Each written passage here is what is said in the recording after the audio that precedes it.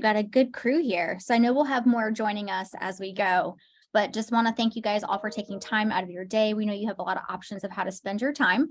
And thank you for joining us on this Tuesday to learn about Social Media 101 from the expert himself, Seth Crossno, over with the Media Empire ITB Insider. And I know Seth has worked hard on planning this presentation today, and we look forward to hearing from him. Feel free if you want in the chat to kind of comment like if it's kind of what you're hoping to learn today or what business you're with, any and all of that, so we can kind of meet you virtually here. And then if you've got questions throughout the presentation, feel free to put those in there as well. And then we'll have time where we can help monitor at the end and give Seth some time to put him on the spot with some Q&A. And obviously this will be recorded. So if you have any questions later, feel free to reach out. But thanks for joining us for Tech Tuesday, Social Media 101. Seth, it's all yours. Thanks for having me. Let me see, I may need to share my screen real quick.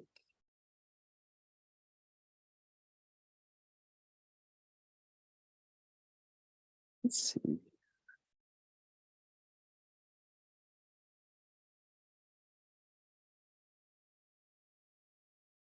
That looks right.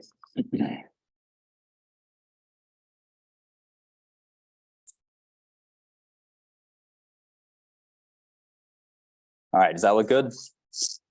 All right, thank you for having me. Let me get rid of this window right here.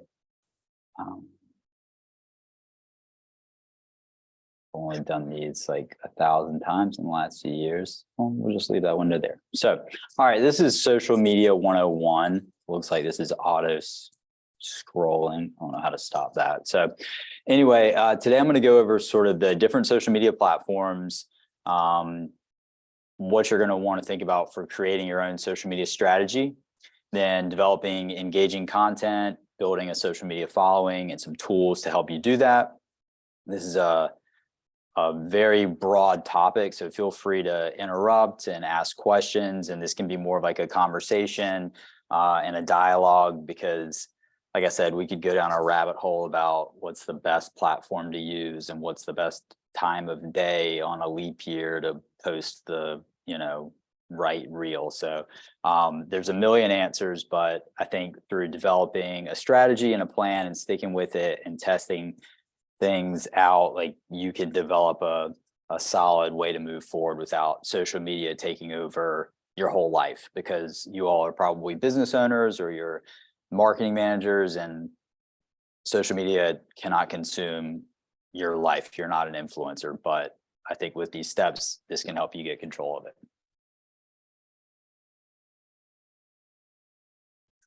Okay, so just a little sort of snapshot of social media in 2023. There are 4.89 billion users on social media worldwide. We're going to develop a plan to reach every single one of them. That's really the only way to succeed. And then there are 7 different, seven is the number of different social networks that the average person uses per month. So that just sort of goes to show you that people are on multiple platforms. We all know this. We use Facebook more than Instagram or TikTok more than Twitter. It's all up to personal preference, and that we'll get into like defining your audience a little bit later. But I think the most critical one is that 151 minutes is the amount of time users spend on social media per day. And that's higher than ever. And so these stats are all sourced at the end, but basically people are on social media more than they have ever been before. And that's a good thing and a bad thing. If you are there and present and creating and posting content that your audience wants to see, that can help grow your business, help drive sales, and really build a community around your brand or your product. So this is a quick look at the actual landscape in 2023. Everything is on fire all of the time. So you're going to want to like be okay with operating in this environment. I know that it seems this way, but if you just take a look at each of these different platforms, you do see that there is like a massive opportunity for you as a business owner, depending on where your audience is. So obviously the largest one is Facebook. You've got Instagram, YouTube, TikTok, LinkedIn, Twitter, Pinterest, Snapchat. Those are the 8 that I would consider like the main ones to focus on. But that only means like, look at these, brush up on how they operate. You don't have to be on all of them, right? If your audience is women ages 30 to 45, you may think Facebook and Instagram, those are the top two for me. I don't need to be on TikTok or Snapchat because the majority of those demographics are much different than my audience and my customers. And I'll send out something after the presentation with all of those details because it's a lot of information. I didn't want to put it all on a slide, but basically it breaks out like 70% of Facebook users are between this age and that age. So that could help you in your content plan, your content strategy, knowing that information. Some of them, a few interesting points though. LinkedIn is growing very fast, and it is sort of a different type of. They're all different from each other, obviously, but it's a different type of platform. That's one I would recommend keeping an eye on if you are a business owner. And we'll talk more about how you use these platforms differently. Even if you're on, Facebook and Instagram and LinkedIn, you're going to post content in a different way on these platforms because you can't just sort of post the same thing everywhere. It's sort of a different language on each of these platforms when you're talking to these different audiences. So first up is social media strategy. This is sort of a meme that had been going around last year, but basically pretty simple. The strategy is really the only thing that is going to prevent you from being reactive all the time.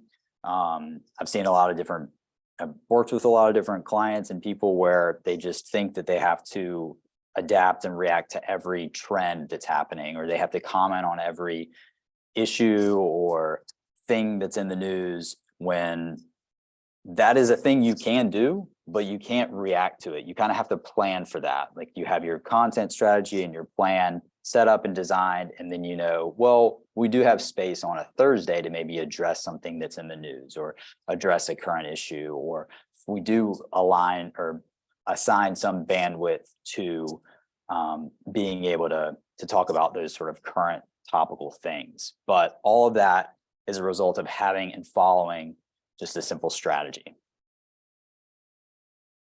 So this is pretty cut and dry. You just need a comprehensive strategy. You need to make sure that it aligns with your business goals.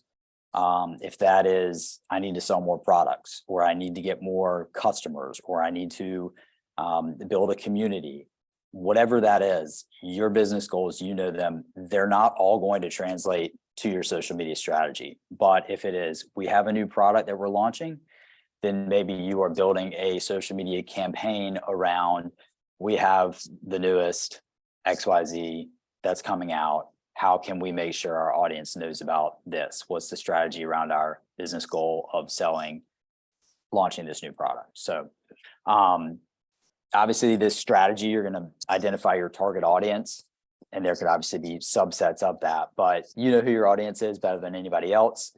And knowing those platforms that we looked at earlier, who uses those platforms the most is going to help you figure out which you need to be on. So if like I gave the example of people on Facebook, you're going to be creating content.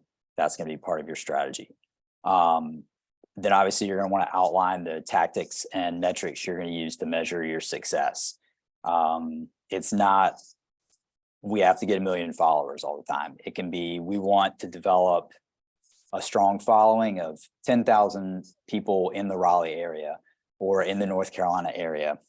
And then we want to make sure that our engagement rate is above 3 or 4%, where the average is like 0.6% on Instagram, for example. So part of that strategy is just sort of defining what your business goals are, which you should already know, but then then sort of applying those to the different platforms and the different opportunities and how you can create content to drive people back to your website or in the door, whatever you want those people to do. So this can get really in the weeds, so I'd be glad to discuss this later or answer any questions, but you just kind of want to start with this and then move towards developing your content. So this is kind of self-explanatory. As you develop more engaging content, sort of the goal here is create content that your audience is going to want to consume. That's sort of a no-brainer. And then sort of focus on shareable content as well, which we can get into later. But there are a ton of different tactics and tips and tricks and tools to use to boost your engagement. So the way that these algorithms work a lot of the times is they see that you've posted some content, you've posted a link to your website or whatever, and they say, we're going to show this to 5% of your audience. If that 5% is liking it and sharing it and commenting on it, Facebook or Instagram or whatever the platform is will say, oh, we should show this to a little bit more of their audience, or maybe we should show this to people that don't follow them. And so there are a million different strategies for getting, we've got to get the most comments in the first 15 minutes, and we've got to be there on the platform responding to those comments so that people will come back and then see the post again and engage. And it's just this sort of like snowball avalanche effect around what content you've created and then like where sort of like where it's going. But to sort of help it, I guess, grow, for lack of a better term, is using the right hashtags, mentioning the right accounts, tagging your partners or whomever in these posts, in this content, using calls to action, hooks in your captions. All of these are part of your social media strategy. It unfortunately used to be that you could just say, hey, we've got a new product here. Here's the link to it. But there's so much more that goes into that now, where you have to hook the audience. You've got to stand out from everything else that they're scrolling through and viewing, because you're now competing with not just your friends on Facebook, but every other business that's trying to increase their audience and basically compete with you as well. So, yeah. Basically here with engaging content, I know this is sort of like very high level, but you want to create what your audience wants to consume. And you're going to have to do a lot of testing to figure that out. Your audience may not want to consume an entire blog post on Instagram, right? So you're not going to write a blog post in the caption, but you might say, hey, we have a new blog up. Here's the most engaging photo from that. The cover photo or the header photo from your blog that's like the top 5 patios in Raleigh. That's useful content. If your audience, for instance, Shop Local Raleigh, these are people in Raleigh looking for something to do, wanting to support local. Top 5 patios, players retreat, whatever else that is. And then you're sharing that on Instagram so that people on Instagram are seeing what they want to view on Instagram versus like LinkedIn. People aren't scrolling through 5 pictures of patios in Raleigh. You may just put like a link there. So that's sort of down in the weeds, but mainly you just need to develop engaging content. And that content is going to lead to a following, right? As people see what you're doing and like what you're doing and share it with their friends or comment, that leads to more followers. That is the organic way to grow. You can do paid ads, and you should do paid ads at some point. Sometimes if you're launching your social media accounts, you're going to basically go with organic first before you really put in any money, but some people do it differently. So basically there are a few things as you build a following that you should be aware of. You want to make sure that your social media profiles are optimized. That's kind of a buzzword, but your Instagram profile is going to be different than your Facebook profile, different than your LinkedIn profile. You want to make sure that you have like a link in bio, for instance, that allows people on Instagram to click your link in bio. And then you get a menu of here's our sales, here's our about us, here's our homepage. Because right now, Instagram, even though I think they just added this, they used to only allow one link in your Instagram bio. So the way to optimize your profile there would be to use keywords and then maybe like a link in bio that allowed people to view more information instead of just going to your homepage. So you're going to want to obviously engage with your audience. That's part of building a following. That can be 15 minutes in the morning right after you post. You're replying to people who've commented on your recent posts or people who are in your area. You may go comment on the things that they've talked about or posted about recently, engage with them, like what they're doing, sort of offer genuine support. You know, you don't just make it look spammy where you find, here's the 20 accounts in Raleigh that are the most popular. Let me go say, this is the best post ever. Like, people can kind of see through that. So you're going to want to like actually engage with the people who you do like and support, who are following you, and then people that are sort of in your niche. And then there's obviously like utilizing social media influencers. That's part of building a following. You've seen giveaways where people say, hey, do you want 2 tickets to Boogaloo? I'm so-and-so NC, you know, we've all seen these sort of like North Carolina, Raleigh centric accounts. They get 50 to 100,000 followers on average. I'd say if you're like really making it your full-time job. If that Instagram account is geared towards, you know, people who are interested in beer, you're going to want to partner with them, do a giveaway. They'll post on their account saying, hey, you should follow Boogaloo Raleigh because it's an awesome beer festival. You know, you're now reaching this audience who's already in Raleigh, but they may not have known that Boogaloo had an Instagram account. They may have known the festival existed, but you know, didn't know you were on Instagram. So utilizing social media influencers, content creators, whatever you'd like to call them, is sort of one of the other parts of building a following. But all of these sort of lead into each other and build on each other. Specifically for working with influencers and creators, this is just from like Sprout Social, maybe 67% of marketers plan to spend more on influencer marketing campaigns in 2023. The goals generally for those campaigns, it's not just giveaways. It can be a brand ambassador or partnership, a lot of different ways to format that relationship. But their goals were generating more engagement, reaching new audiences, and strengthening the community. I had a client I worked with one time. I was working with an agency and it was their client, and we created all the content and it just didn't perform that well. But we realized if we started utilizing these sort of more outdoorsy, it was a non-alcoholic beer, right? And so like if they just started utilizing more outdoorsy, active types of content and worked with these influencers, the company realized, oh, we get much more reach than these stylistic photo shoots of the product in a perfect setting.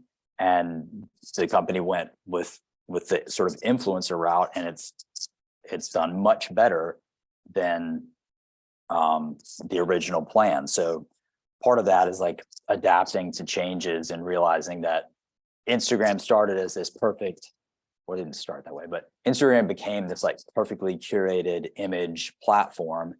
And then as influencers emerged in the last 5 or so years, working with them really can help your brand strengthen its community and increase its followers and things like that. So in terms of the return on investment, Instagram is going to be at the top, and then YouTube, and then Facebook. I don't know many stats about TikTok, Twitter. It just doesn't work. One sort of point to make when you're working with these influencers and creators, it's very easy to get pitched by one of these people and they say, hey, I've got 70,000 followers. I'm in Raleigh. I focus on cupcakes. Should we do a giveaway, or here are my rates, or whatever they're pitching you on? That's great, but you want to make sure that those followers are real and that their engagement is real. You can do that through a bunch of different sites. One of them is called Hype Auditor.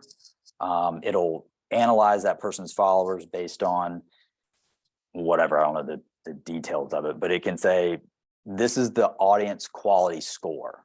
And I can't remember if it's out of 100 or not, but if you've bought a lot of followers, or if you've sort of done these loop giveaways, which is a whole other thing, your followers are not going to be that authentic and engaged. They may be following you, they may be real, but they're not as engaged with your content. So, or with that influencer's content.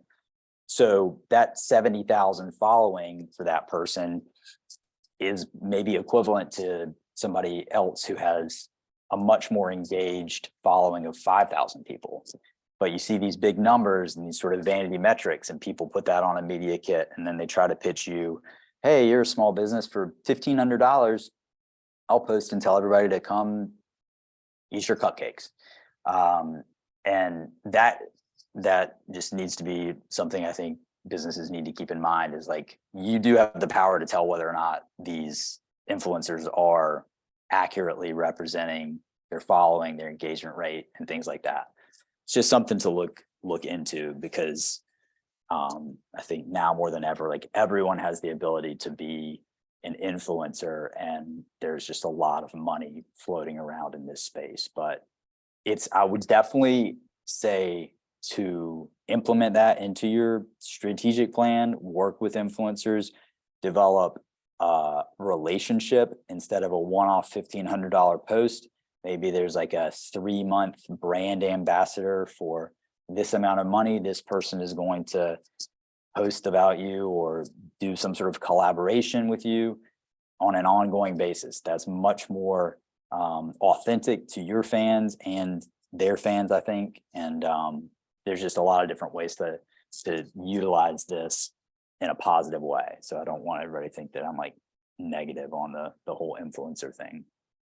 In terms of tools, there are a million. I mean, this is a massive industry. So just to start from the top with like planning and scheduling, there are project management tools like Asana, where you can map out what the content is, map out what the plan is for this particular platform, and then follow that through and say, Sarah's going to do the images, Seth's going to do the copy, and here are the deadlines. It's just a project management tool.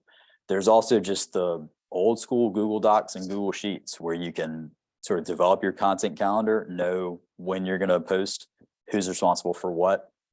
But you definitely need to have something, some sort of tool or setup where, you know, we had a meeting, we're going to do this content for the next 2 weeks or the next month or the next 6 months. This is what it's going to be. Now we're all going to go create that, work on it, and have it scheduled, which would be the next point, in something like Later or Buffer or Hootsuite. These tools are lifesavers. I don't remember the last time for a business or client, like, posted a thing in real time, unless it's like an Instagram story. It is just so much easier to create that content, have it scheduled, have everything in these apps ready to go, kind of set it and forget it, to quote whoever that guy was. So yeah, planning and scheduling, content creation. There are a ton of apps and sites and services for this. Adobe Express is pretty powerful. Canva, I think everybody's aware of that. If not, and these tools change, right? Like Canva has started to add in the sort of artificial intelligence that you may have heard about lately. There's like a thing called Magic Write in Canva. So maybe you are stuck on an idea and you just want some help, and you can use that tool to help create some copy. I think that, I mean, that's a whole other discussion with artificial intelligence, but utilizing those tools to at least help you get some ideas. Like, hey, what are 5 blog post ideas we could do about spring for, you know, a cupcake shop or something? You know, Canva's AI tools may help you there. In terms of video, InShot and CapCut are both great. There's a little bit of a learning curve, but they're both very, very useful. You no longer have to edit video on your laptop or on like professional software. It's pretty incredible. In terms of Reels, I read this the other day that Instagram and Facebook prefers that you create those reels in the app instead of, a lot of people would make them in InShot or CapCut, export it, they do all the transitions and add all the graphics. A lot of people were creating their reels in Adobe Premiere, and for whatever reason, I think Instagram said, no, we want you to be creating your reels in the Instagram app. And sort of the like, oh, we see what you're doing there is they just want you on the app more, because it takes 30 minutes to make a reel or maybe longer. And that 30 minutes you're spending is 30 minutes that they can turn around and say, look at how much people are using our app. So it's a little kind of misleading there, but people were reporting that their reels were performing better when they created the reels within the app, as opposed to just importing them and uploading them like they'd been doing. And that may change. That's sort of the other part of this, is all of this stuff changes within like 6 months.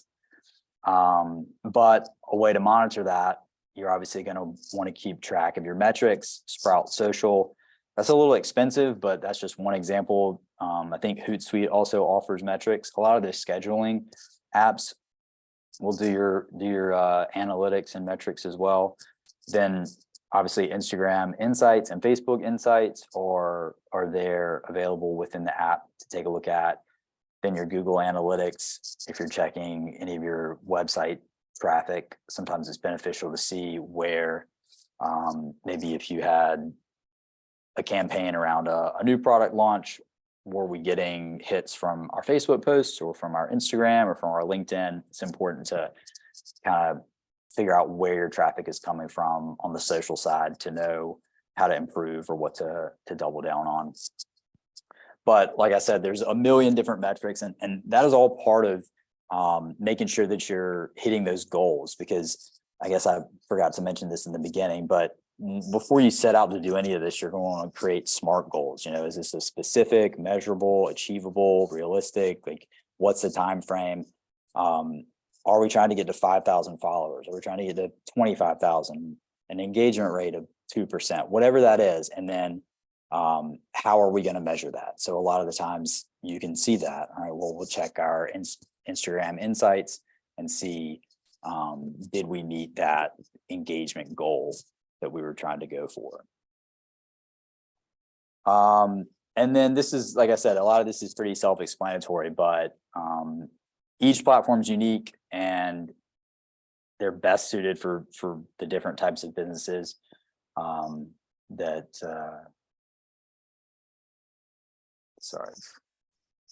okay. So you're obviously going to want to choose the platforms that align with your business goals and your target audience.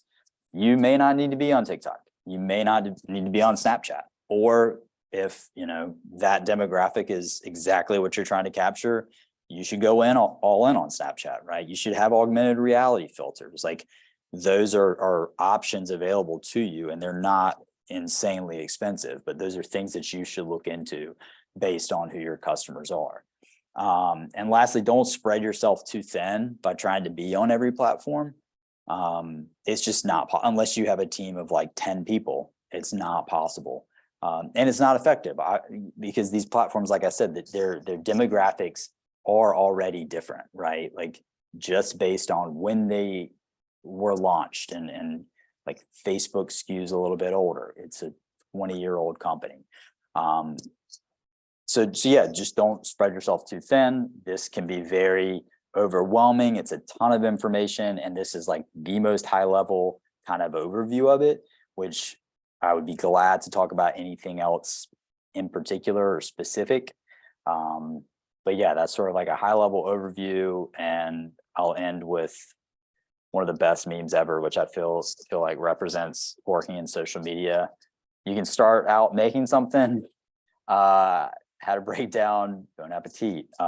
It's just sort of how it goes, but there's always another opportunity the next day or the next post to change your strategy or fix what you did wrong and really build on the following and the community that's there to support you, because, a lot of people who follow you want to see you succeed and they want to engage with what you're doing. And, what is it, like 90-80% of life is just showing up. So hopefully some of this can help you with managing that whole process.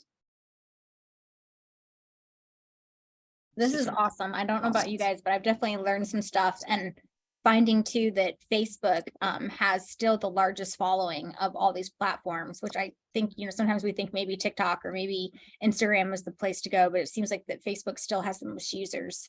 Yeah. But, very, very interesting. One, I want to open it up too, just to kind of give everybody an opportunity to ask questions to Seth. Obviously all these platforms have different followers, different algorithms, different uses too. So this is a great opportunity for you to kind of open up the floor and ask questions.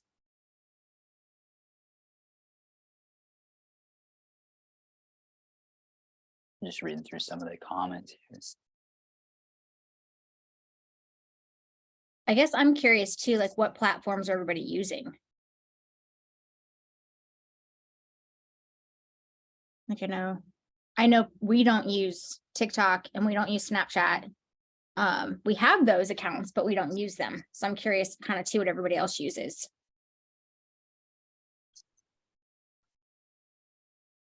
Yeah, I don't use TikTok. I oddly enough get like, I find some of the most hilarious stuff on there, but same with YouTube. I don't use YouTube, but like some of the YouTube shorts, and that's another thing. If we wanted to get into the statistics, like I'd have to look it up, but I think it's like 30 billion views a day on these shorts, which is their answer to TikTok, right? But all this stuff just is constantly in flux. It looks like most of the comments are saying Facebook, Instagram, and TikTok. There's a Twitter in here. Yeah, YouTube Shorts get Facebook. 30 billion views daily from users around the globe. The one thing I found interesting too about Snapchat recently that we learned that was new to me, that Seth was teaching us, is that you can actually look at a demographic of an area and see people that are all posting videos within that radius, within that hashtag of a map. And so I thought that was kind of a neat way to try and target to what people are saying about things, or certain things that are happening. You can kind of follow and try and figure out a way to communicate and kind of connect with people that way. Yeah, and that's also a good point. Like if you were running an event, right, like Dreamville or Boogaloo, you'll be able to see during that event who's posting just based on, it's called like the snap. It's just the snap map, and there's a little sort of heat you can see. It looks like a weather map almost, but you can tap on that, and obviously if there are thousands of people in that physical space and they're posting, you're going to be able to watch them, whatever content they're posting. So a lot of that can be user generated content. You're going to want to reach out to them and say, hey, we love this video, can we post it on our social account? 90% of the time they're like, yeah, thanks, this is great. But let the audience do, or help you do the work. Like, you don't need to reinvent the wheel. Everybody has a phone on their camera and they're creating this content. Take the 5 best posts and put it in a carousel or a reel and say, we love our fans. This is how great of a time they had, but yeah, that's if you ever see people talk about UGC, that's user generated content. And a lot of businesses make that a whole content pillar. It's just like, we're going to put 2 or 3 of those out a day of people enjoying our products and posting about them. One of the questions that came in, thank you, Kendall, is can you please speak more about what it means to optimize your profile? Yeah. So I just use Instagram as a real quick example, but for instance, on the Boogaloo account, right, you could have said something like, it's the largest beer festival on the East Coast. It's a lot of these great facts and whatnot, but Boogaloo's coming up. And so and that's what you should put there, right? But we know that people are going to be going to this account as we increase the output of the content. And so the first thing that you should see on there is like Boogaloo's April 21st and 22nd. After the event's over, I'm not sure when the next exact date will be, but you can change that to just say like, you know, the largest, whatever that sort of accolade is. But if you're a business, and let's just go back to like, let's say you're a clothing boutique or something like that, you're going to want to put keywords in there related to that, related to the audience that you're trying to attract. You're not just going to put something in the bio that's like, we're a clothing boutique in North Hills. It's we're a you know, this type of clothing. What are the keywords that you're using? A lot of this kind of overlaps with the with like any sort of Google search engine optimization you may have done. I mean, you probably are aware of these for your own business, but putting, like I said, keywords, your location, using a link tree or Instagram's own linking service to make it as easy as possible for people to do what you want them to do, right? So if you want to promote a new product launch or something, you're going to want the link tree to have, click on that, and the first link you see is, oh my gosh, our new product is out, or oh, our next event is this date, or whatever that sort of call to action is. I'm trying to think of more ways to optimize the profile, but a lot of the times if you're on Facebook, even it'll say, you know, like, hey, here's how to improve the health of your profile. Like, have you added your other social media accounts? Have you added a website? Have you put a description? Have you, you know, so a lot of these sites want you to be found and are going to tell you, you know, what you may be missing out on. And I think too, having, like you mentioned, having a link tree, making sure if people aren't familiar with link tree, we can drop that link in the chat for you. But just making sure you've got all your links to where you want people to learn more about you so that they can click and learn more versus you just having only one link there. Yeah. So we'll drop that in there. The other question is, where can we find what's performing best with algorithms? Yeah, so there's some good, I meant to include this at the end, and I guess the sources are there. We'll post this or send this presentation out, but Hootsuite, Sprout Social, Social Media Today, I mean, Social Media Today, it's their whole, all of their content is like day to day, what is changing, what is different. You know, I think that's where I read the point about Reels performing better if you're creating them in the app. I mean, that sounds kind of wild, but it's like, oh, that makes sense. Facebook wants more people, and Instagram wants more people using the app for longer. So, well, let's force them to edit their reels in the app. I mean, they're technically not forcing you, but once people have figured out, well, they're performing better when I do this.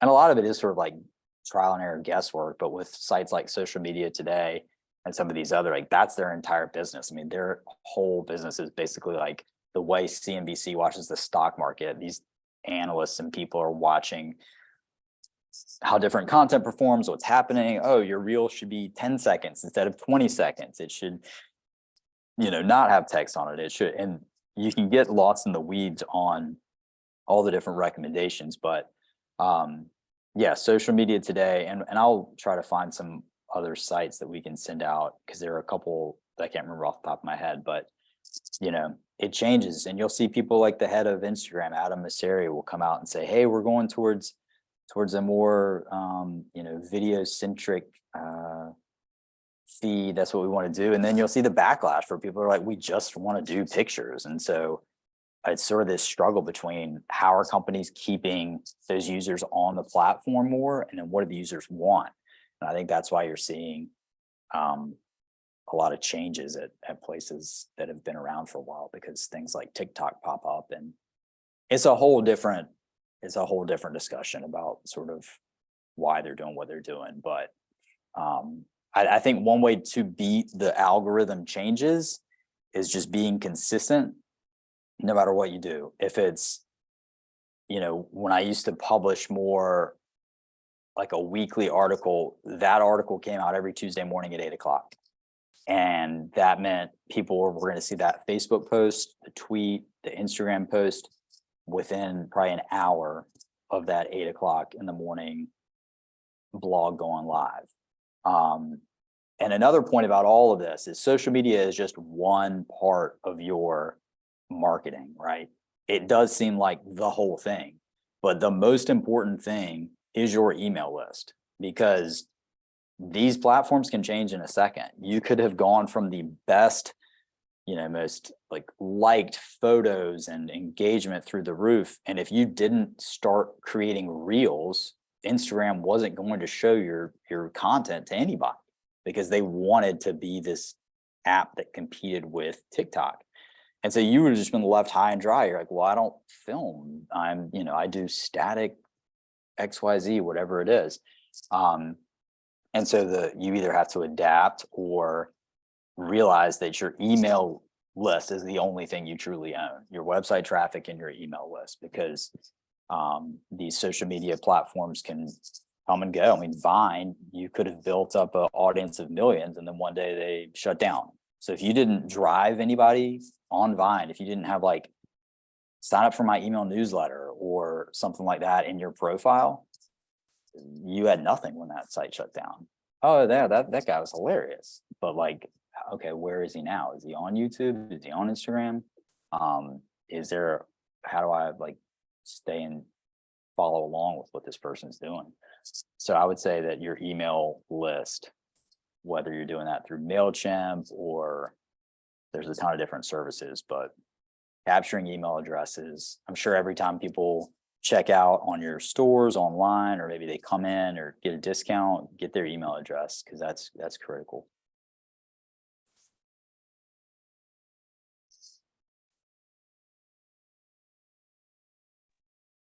I would concur on the email. So I think it's very underrated by businesses, especially small businesses, not realizing the power that you get to land directly in someone's inbox versus social media marketing. You hope they see your post. Yeah. So, and that's another thing is, now with, everybody being a creator, I would say like, well, if everyone's a creator, then who's the consumer, right? And if everybody is creating all of this content all the time, you're not going to be shown to as many people. And that's evident. You can look at on Instagram, for instance, it'll say this is the accounts reached, right? You could have 50,000 followers and be like, oh, this reached 2,000 people. So, well, that's probably because you only showed it. Instagram only showed it to 500 and then they interacted with it. And then, it eventually got to like 2,000 accounts reached. But as a percentage of your overall audience, it used to be like if you had 50,000 followers, almost all of them saw your content, because 5 years ago there weren't nearly as many accounts, and then also just there wasn't as much content. So yeah, your email list is critical, and staying in touch with people. Awesome. Any other questions? Make sure in case someone's typing, we don't miss any, but I think it's all relevant and good reminders too, that it's staying on top of these platforms, having a full scale plan, if you will, not just for social media, but for email and how you're going to market, widely, if you will, through all these platforms that are available, and figuring out what really works best for you and your brand. And I don't know, but 2.5 hours a day just on social media seems like a daunting amount. I'm so glad I don't think I spend that much there on social media, because that could be toxic. But obviously we know the consumers are spending that much time on there. So it's how can we best capture our brand and our messaging to those businesses in that 2.5 hours that they're on there. So I think that's really important to note too. But thank you, Seth, I think, for everything. This is super informative. It's been very educational. I know I personally learned a lot from this. And so I hope everyone else has too.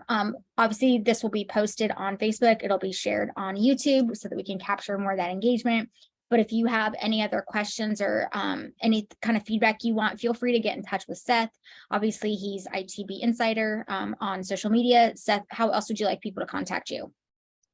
That's fine. I can do that. Or I mean, I should have put my email in here. It's just seth.crossno@gmail.com.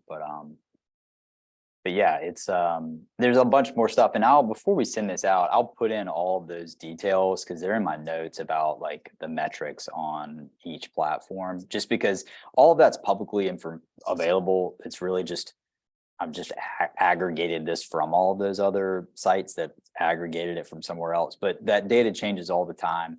And the stuff I pulled was from the other day. So that's the most recent and relevant. So yeah, I'll include that. Thank you. I think that's wonderful. And everyone will get this all posted. We'll get it sent out in a follow-up email in our newsletter so that you can watch it later or share it. And again, if you have any questions, we'll include Seth's information so that you can contact him direct. So thanks everyone for joining us for today's Tech Tuesday. We look forward to seeing you again next month. Take care.